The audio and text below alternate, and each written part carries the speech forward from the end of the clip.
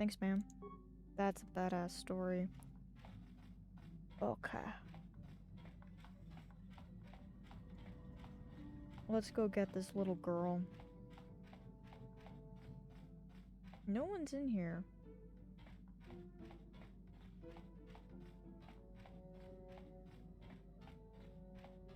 There you are. Kipona, bonana kichu. Ah! Get out of here, whoever you are right now. Hey, what are you doing here? Little girl, where did you come from? Selima wanga konbitkin. Calm, I want you out of here.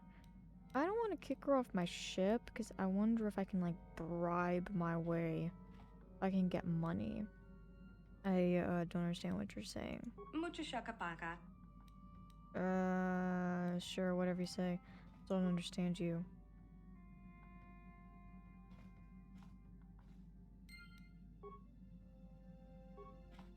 Mucho Shaka-Paka. You're a stowaway, aren't you? How long have you been here?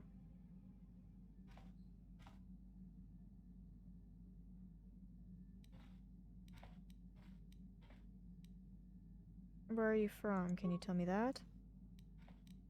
Tell me your name? Point to self. My name is Anasastari.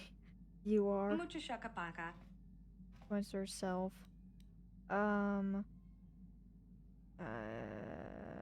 How'd you get on the ship?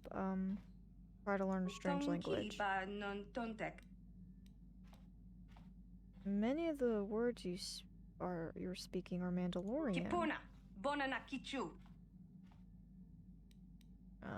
That's your word for Mandalorian? So you do know them? Selima wanga konbitkin. But are you a Mandalorian child then? Kipona, bonana kichu. Me? Not Mandalorian, so you're human. You learned the words from somewhere, though.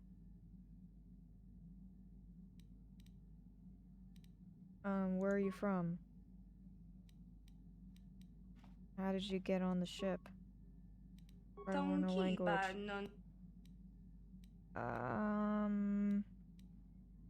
Everything is safe, is that it? Tonki ba non tontek. The panel, that's what... You sleep there? Kipona. Looks puzzled. The panel. Kipona, bonana kichu. Say something else. Tonki ba non tontek. Tong abuk shami no Points no. to herself. I see you or you see me? Tong abuk shami. You are hiding. Is hide. I understand. Tonki ba Appears non unsure. tontek. Okay. I didn't get all that, but Selima sure. wanga konbitkin. Interesting. I don't remember this being this. What is Tong that? abuk shami What no points no. to things around her? Is it a thing? Something around here? It's your home, is it? Mucho Shaka-Paka. A whooshing sound. Is starship. Tong abuk shami no no. You're hiding in the starship. It's your home. I Mucho understand. Shaka-Paka. Okay. You said it before. What is gun decent? Mucho Yeah. Shaka-Paka. Something about me, yes, but what? Tong The abuk girl shami no smiles no. and pats her chest. Is this something like means you like it? Mucho Shaka-Paka. You like me, I understand. Selima wanga konbitkin. You said that when I first found Kipona, you. bonana Yeah. kichu. Means hit, is that it? Kipona, bonana kichu. So is to hurt. Not hurt? Tonki ba non tontek. I understand. No, I won't hurt you. Tonki ba non tontek. And what kind of word is that? Yum. Numgeese, is that all one phrase? Kipona, The bonana girl thinks kichu. for a moment. Floor. Talking down it means the floor? Kipona, bonana kichu. You're not speaking now. Means now? Or before? Kipona. Bon. Wow, I don't remember this quest being like this. What kind of word is that? Yum. Tong abuk The shami girl no seems no. puzzled. It's part of the ship or room? Mucho Shaka-Paka. It mimics... Oh, food. Yum, you mean food. Selima wanga konbitkin. You want some food now, you're hungry? Tong ki ba non tontek. Mucho What do you Shaka-Paka. mean? You want me to tell you a story about what? I'm supposed to talk, to speak. Girl points to her mouth. She wants a story? Tong ki ba She non points at tontek. you. So it means tell me about... Tong ki ba non tontek. Communicate with her. You want to know about me, do you? Bonana kichu. Mucho Communicate. Shaka-Paka. Why are you hiding on my ship? Selima wanga konbitkin. You came to the ship before? You were very scared. Why? Kipona. Bonana kichu. You left the Mandalorians and hid here on the ship. Tong ki ba non tontek. You don't want to leave? The Ebon Hawk is your Tong home? abuk shami no nok. The Ebon Hawk is not your home. Not your first home anyway. Why are you scared of the Mandalorians? You sleep here on the ship? You have to go now. You sleep here on the ship? Tong abuk shami no nok. She points to the service panel. Must be sleeping in the ship's rear ducts. Huh. You were scared of the Mandalorians. Kipona. Bonana kichu. They took you before and hurt you. Selima wanga konbitkin.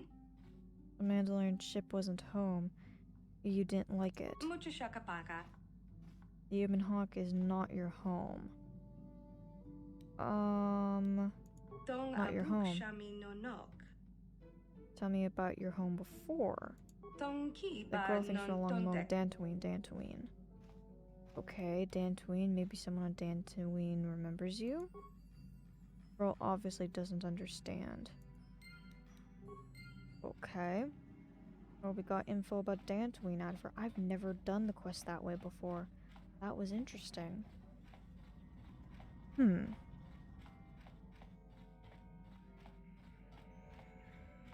Bastila, you got anything? How can I help?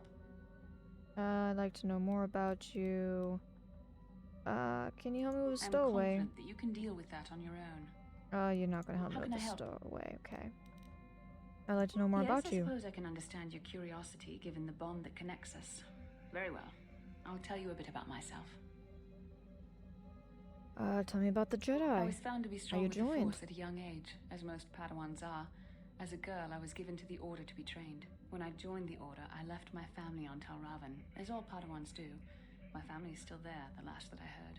I've had little contact with them, as it is discouraged. Discouraged, huh?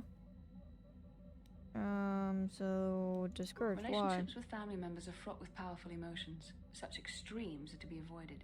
Anger and hate are the worst, but even love can lead to folly. You aren't allowed to love? That sounds idiotic. I would never agree to that. You don't miss your family at all? Like all who join the Order, I have learned to embrace the life I've chosen. I had to let go of my attachments to my family. And that must be difficult. You don't sound very convinced. You don't sound very It convinced. can be a hard lesson to learn. I was not on good terms with all of my family, but I do remember missing my father terribly for a long time. You weren't on good terms with? You were close? Very close. You were close? Okay. I was only a little girl when I left my family, but I still remember him fondly. He was kind and gentle and doted on me. My mother, however, was different. I was not on good terms with my mother. I was only a little girl when I left, but I was old enough to resent her and the way she treated my father. She pushed my father into treasure hunting. I spent all my young life on ships, traveling from one false lead to the next. She whittled away my father's entire fortune, and I hated her for it. I think she was relieved to give me to the Jedi, but my father was heartbroken. You ever tried to get in touch with him? A child is too young to understand the sacrifices that must be made. It's better if they have no contact with their family once they're removed. Once I was older, I realized the wisdom of this policy. A Jedi must do what is needed, personal desires notwithstanding. Love can only obscure and confuse the matter. You sound very sad when you say that. But if the Jedi were to love, surely it wouldn't be all bad. This is the mistake the Jedi keep making. They could have prevented Darth Vader from ever existing if there wasn't the taboo around love. And I get to a degree where they came up with this logic, but we've seen time and time again within the story that it doesn't work.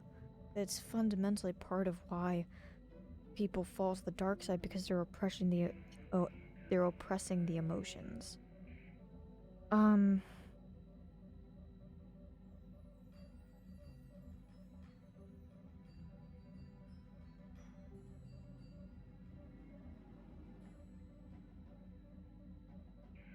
I have a very mixed bag of feelings about the whole Jedi, the way they go about things.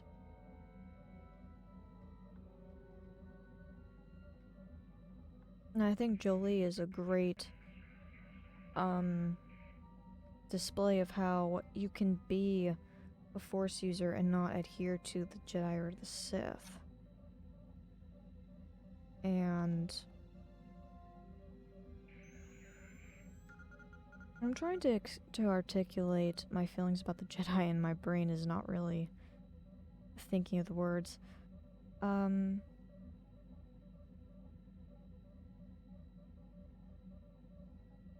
But this detachment and stuff, like, what's never addressed is the kind of cycle. I mean, it's probably different for other species, but Vessel's human, and like that kind of being taken away from your parents or being torn away.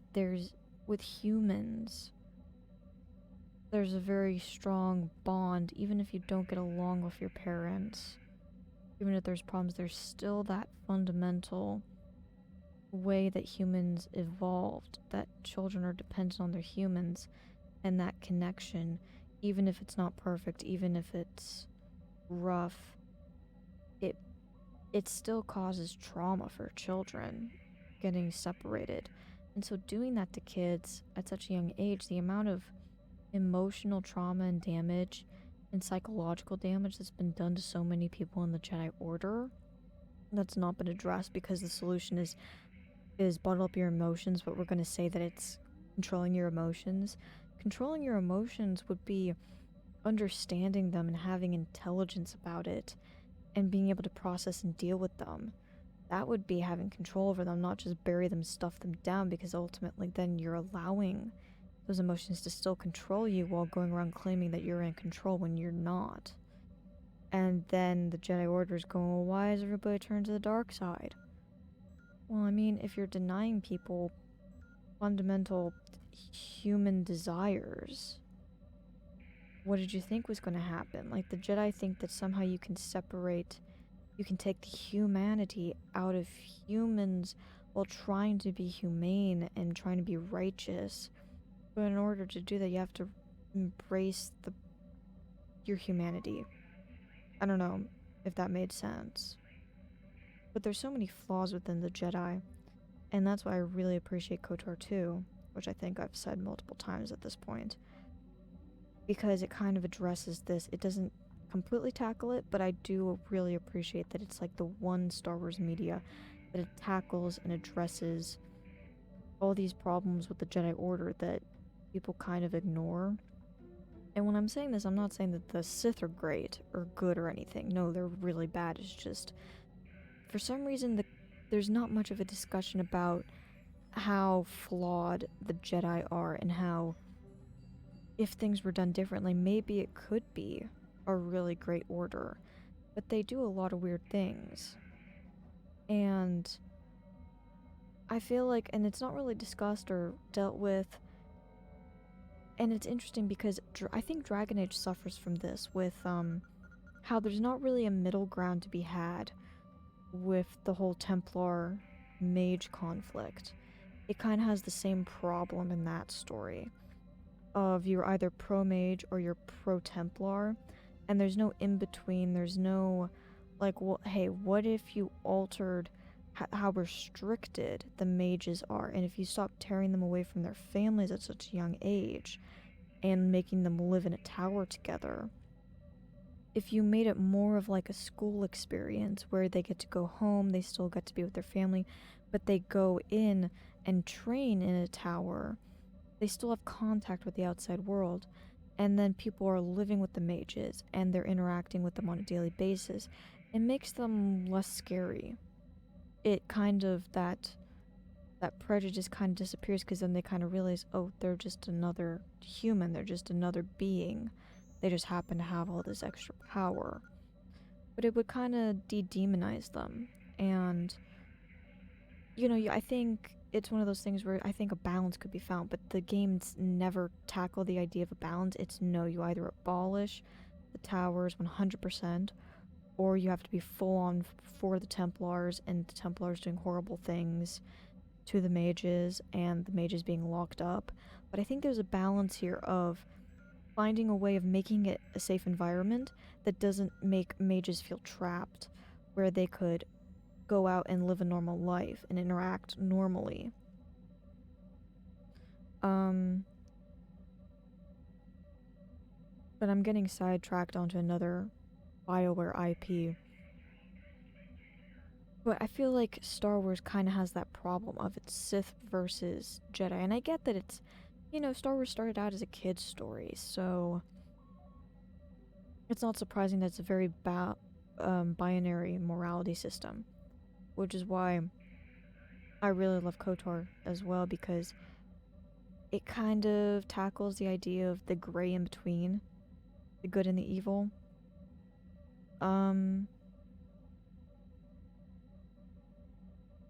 But it's something that I wish was tackled or addressed or discussed within the Jedi Order was, well, just within Star Wars as a whole, is experimenting with the story instead of just rehashing the same PowerPoint storylines. Like, we're just rehashing the same narratives and the same things, and I'm just like, there's so much you could do with Star Wars and experiment with Star Wars, and it's not all gonna be for everybody. Like, I know Kotor 2 is kind of, it's a mixed bag for people. Some people really love it, like myself, and a lot of people don't like it, and that is totally fine by me. It's, to me, good storytelling and good media is not going to be liked by everybody. It's not meant for every single person ever, which is part of my problem with, like, the sequel trilogy, because it was trying to please everyone and then managed to piss everyone off on every single side, instead of just making something and sticking to it. And if they had kind of gone a bit niche with it, like the nerd stuff, like the original Star Wars, it was niche. It became very popular and people loved it, but it stuck to something, and it wasn't trying to please people. It was just, it was what it was, and if you liked it, you liked it. And that's what I feel like is missing from most media and most stories, movies, games, particularly video games, in like the last, I'd say, 10 years, ever since like Inquisition. You can really see they're trying to get a generalized audience, whereas why I think Origins works so well is because it's not trying to please people. It's something, and if you're into nitty-gritty dark fantasy, you're gonna love it, and if you're not into that, you're gonna find it off-putting and disgusting. Whereas Inquisition changed it to high fantasy, and I didn't like the shift. But it's a much more generally liked game over Origins. Origins has a more niche fan base.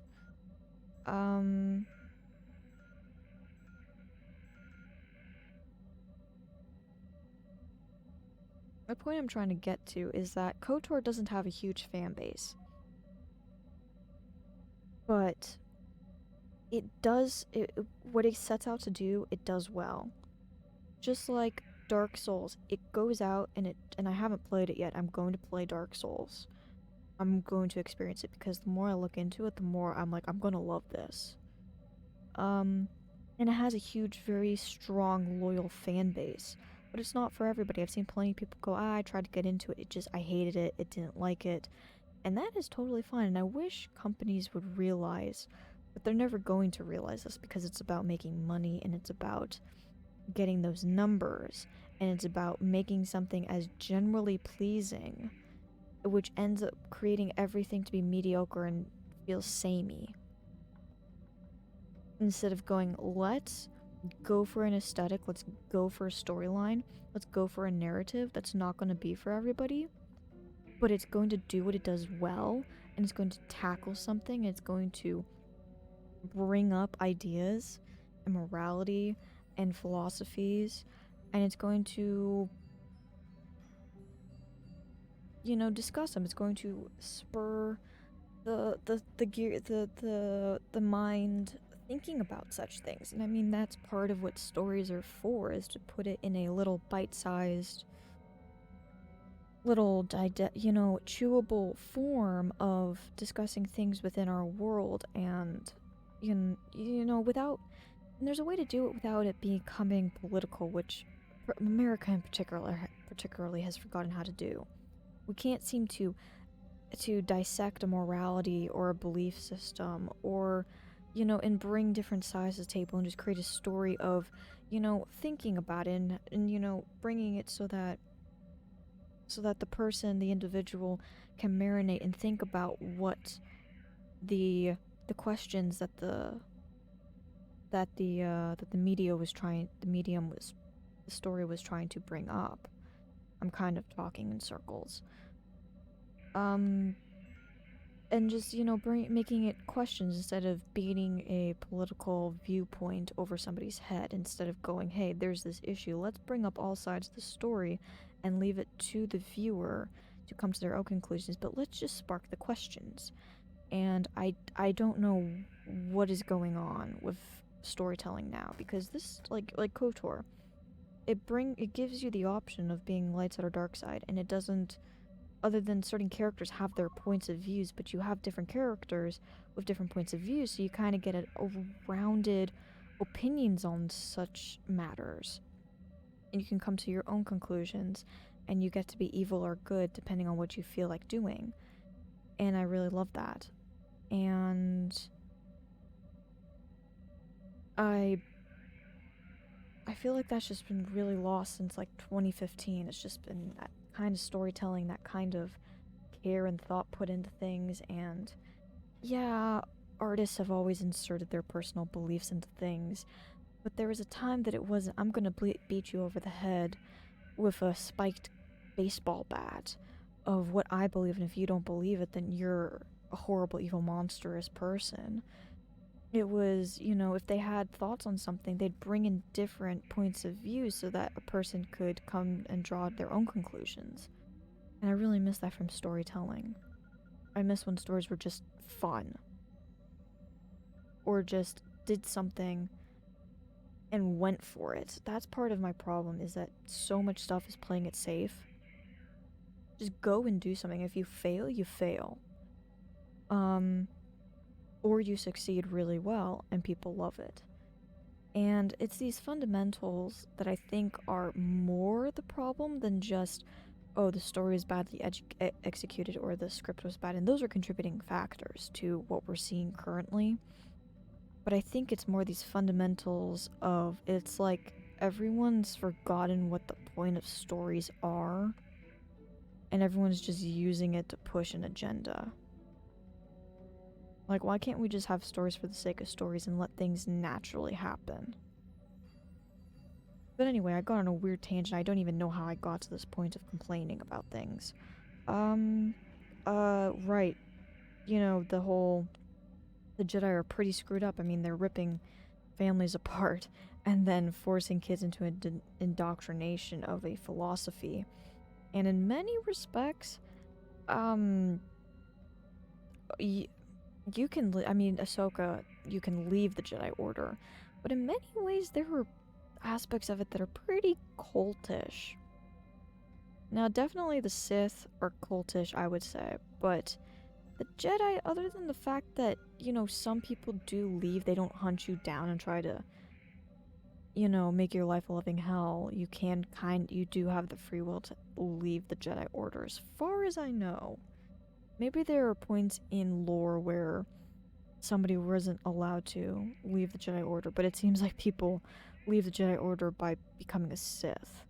And when it's happening constantly and over and over and over again, it's amazing how the Jedi never go, hey, maybe we're doing something wrong here. But anyway, you seem like you're sad about that when you say that. Even a Jedi cannot always control the feelings of the heart. We must do our best to guard against it, no matter what the cost. But some sacrifices are harder than others. I do not wish to discuss this anymore. I would rather return to our mission. Oh man, so I only had like one more line of dialogue with her.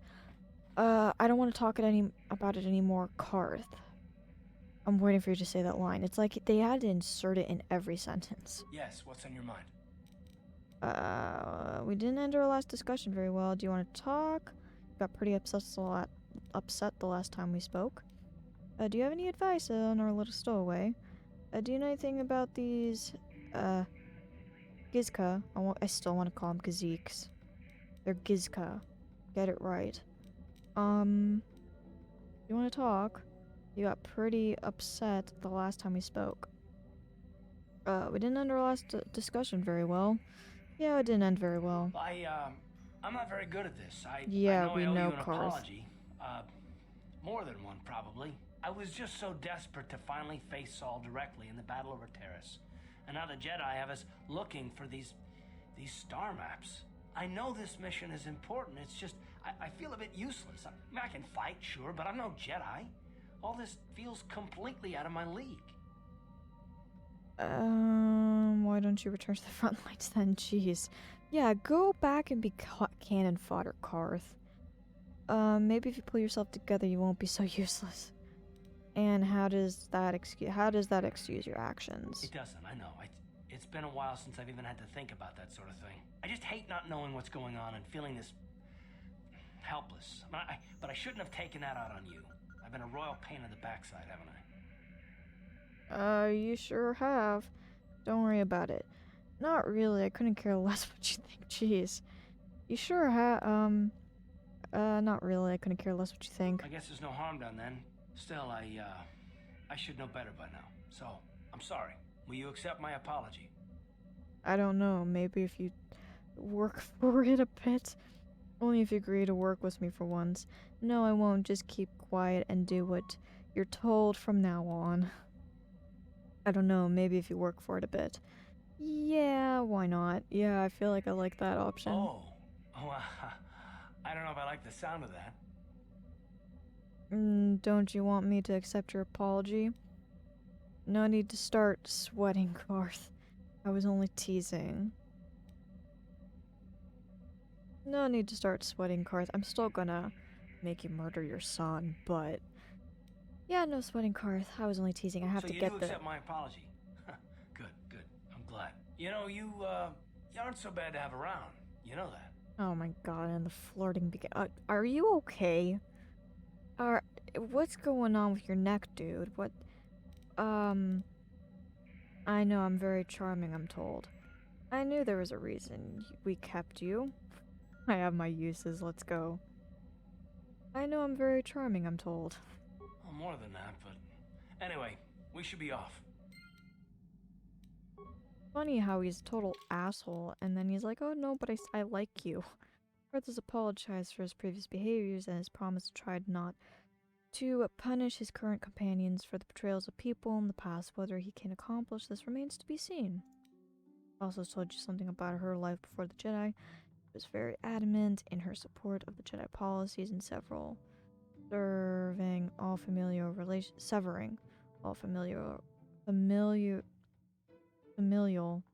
relationships, as emotional attachments are inherently dangerous to all Jedi. Stowaway Canderous told you about what it was like to drop through the atmosphere of one of the Mandalorian's basilisk war droids. From what he said, they must have been fearsome weapons. He would probably tell you more stories if you talk to him later. Johnny, you have heard from Johanny that our people were oppressed and ostracized by the human majority. It seems that the Jedi were the only ones to treat her fairly, and maybe why she admires them so much. Perhaps in a little while she will reveal more. HK. Memories of HK's owner prior to the corporate executive have been recovered. The death of that owner shut HK-47 down, and eventually his wife unwittingly sold the droid to an executive. How the senator acquired the HK-47 is unknown. Okay. I'm getting some good damage, got some damage going on here. Okay, so I talked to everybody. Oh shoot, wrong thing. Let's do a hard save.